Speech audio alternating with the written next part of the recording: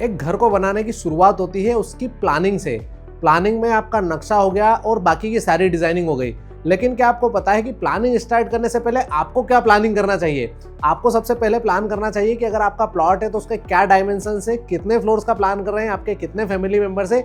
इस प्रकार से पहले आपको आपकी रिक्वायरमेंट्स और बजट डिसाइड करना चाहिए, उसके बाद में प्लानिंग स्टार्ट करना चाहिए। ऐसे ही आज हम एक हाउस प्लान की बात करेंगे जो हमने हमारे क्लाइंट के लिए उनकी रिक्वायरमेंट और उनके बजट के हिसाब से बना के दिया है। Hello and welcome to Bungalow Makers. I am Ashwin Mandloi, founder of Bungalow Makers. Bungalow Makers की टीम ने 5000 से ज्यादा प्रोजेक्ट्स कंप्लीट किए हैं पैन इंडिया, और इतने एक्सपीरियंस के साथ में हम भी आपके लिए आपकी रिक्वायरमेंट्स के अनुसार हाउस प्लान करते हैं और उसमें चेंजेस भी उतने ही प्रोवाइड करते हैं जब तक आपको पसंद नहीं आए। ऐसे ही जो आज मैं आपको एक प्रोजेक्ट बताने जा रहा हूं उसके डायमेंशंस की बात करेंगे तो वो है 35 फीट बाय 45 फीट और उसका फेसिंग है नॉर्थ। 2 फ्लोर्स का प्लान है, दोनों फ्लोर्स पर ग्राउंड फ्लोर और फर्स्ट फ्लोर दोनों पर 2 BHK प्लान किया गया है।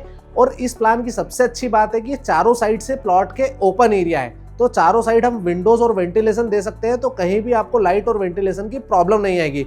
तो आइए जानते हैं इस प्लान को डिटेल में बंगलो मेकर्स की टीम ने प्रॉपरली कैसे एग्जीक्यूट किया है। जैसे हम घर में एंटर करते हैं उसके पहले हमने एक स्टेप बनाया है जिसका लेवल 2 फीट दिख रहा है, वो है रोड लेवल से 2 फीट ऊपर एक स्टेप बनाया है। और वहां से हम जैसे ही घर में एंटर करते हैं तो सबसे पहले ओपन एरिया जो फ्रंट में है, वरांडा है, उसका लेवल और पूरे घर का लेवल हमने रोड से 3 फीट लिया है। जनरली आप 2 से 2.5 फीट भी ले सकते हैं, लेकिन यहाँ पर क्लाइंट की रिक्वायरमेंट थी कि उनको थोड़ी हाइट चाहिए थी तो हमने 3 फीट लिया है।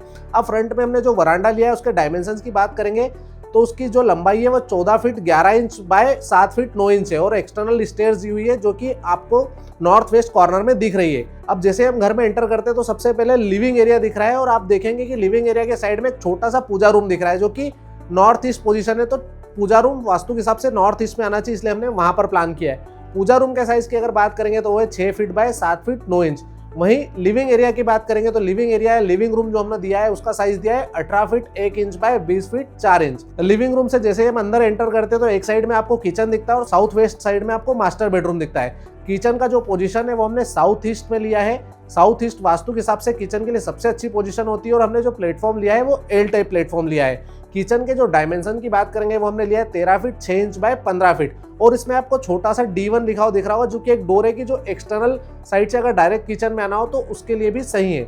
वहीं अब हम मास्टर बेडरूम की बात करेंगे तो मास्टर बेडरूम का जो डायमेंशन है वो 14 फीट 2 इंच बाय 15 फीट का है और इसमें हमने अटैच टॉयलेट के साथ में ड्रेस एरिया भी साथ में ही लिया है।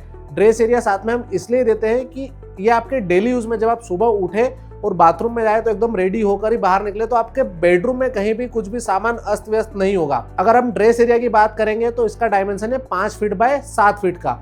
वहीं टॉयलेट के डायमेंशन की बात करेंगे तो 5 फीट बाय 7 फीट 7 इंच का। और वेंटिलेशन की बात करेंगे तो जैसे हमने बताया था प्लॉट चारों साइड से खुला है तो वेस्ट साइड में हमने इसका टॉयलेट का वेंटिलेशन प्रोवाइड किया। अब जैसे हम मास्टर बेडरूम से बाहर आते हैं तो हमें कॉमन टॉयलेट दिखता है जिसका डायमेंशन हमने लिया है 9 फीट बाय 5 फीट का और उसमें ही एक बाहर में भी वॉश बेसिन लगाया है। हैंड वॉश करने के लिए गेस्ट को यूज करना हो तो उसके लिए हमने वॉश बेसिन बाहर भी लगाया है। अब जैसे ही हम दूसरे बेडरूम में जाते हैं जो कि कॉमन बेडरूम या गेस्ट बेडरूम बोल सकते हैं, उसका साइज है 15 फीट बाय 14 फीट 11 इंच का। इस प्रकार से ग्राउंड फ्लोर का प्रॉपर 2 BHK प्लान किया है 35 फीट बाय 45 फीट में। अब अगर हम फर्स्ट फ्लोर पर जाते हैं तो फर्स्ट फ्लोर पर जैसे ही हम जाते हैं तो सबसे पहले हमने जो नीचे पूजा रूम और वरांडा दिया था उसकी जगह पे हमने ओपन सिट आउट एरिया दिया हुआ है और ओपन सिट आउट का जो डायमेंशन है वो 26 feet 5 inch by 11 feet 9 inch है। उसके बाद में उसमें हम जैसे एंटर करते हैं तो वहां पर भी एक लिविंग रूम है जिसका डायमेंशन भी वही है जो ग्राउंड फ्लोर पर था, 18 feet 1 inch by 20 feet 4 inch. इसी प्रकार से पूरे घर में जो नीचे प्लानिंग था एज इट इज ऊपर प्लानिंग किया गया है। बस 2 चीजें यहाँ पे एड ऑन की गई है कि लिविंग रूम में हमने एक बालकनी ऐड किया है जो कि आपको दिख रहा है ईस्ट के साइड में, जिसका डायमेंशन है 4 फीट बाय 11 फीट 5 इंच का। और वहीं हमने जो कॉमन बेडरूम है उसमें भी एक बालकनी प्लान की है जिसका डायमेंशन है 3 feet 6 inch by 15 feet 8 inch का।